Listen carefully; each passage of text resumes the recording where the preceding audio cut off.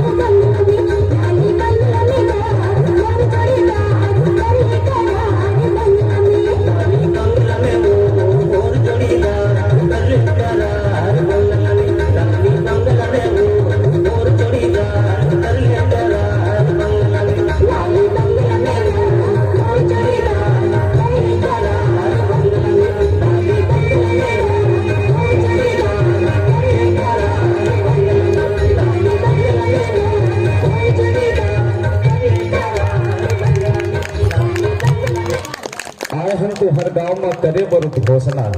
अब 1 घंटा बोले 2 घंटा बोले दीदी हो उतरा थे हमरो घोंघा है। यहाँ के दाई दीदी संगी साथी मन गजब के सुहावत है। तब होले सुनैया एको जन हमार महतारी मन बने जोरदार तालीम ले बजावत है। काय करबे वो दीदी हो, ये समिति वाले भैया मन के ना वो आलू चना है तो गजब के मोला झारत है। और तो हर पोपला टोला के पानी पिए ले सिरदोन का हाथ मोर नाक है घलोक बहावत है। ये माइक वाले इनसे खरच भैया आन गाँव लाहत जी आन गाँव ये माइक वाले भैया घलो कान गाँव ले आ हो कि यहाँ खा खाक तरत है दो हाथ हम ही मन देख रहे नो लखावत हमारे संग ये माइक वाले घरों कान गाँव ले आए हैं कह के खा खा के तरत है और घर में जोरे है भोजी अनाकर रोटी ओकर झोलम सरत है देखैया सुनैया मन घरों पानी बानी के खावत है तभे तो लइका मन आगू बैठे बैठे फटाका सरी कुलावत है और जम्मू कहानी सिरा के बोलैया के तभो देख ले को झन कोनो जोरदार हाथ तालीन ले बजावत है तभो ले को झन कोनो जोरदार हाथ तालीन ले बजावत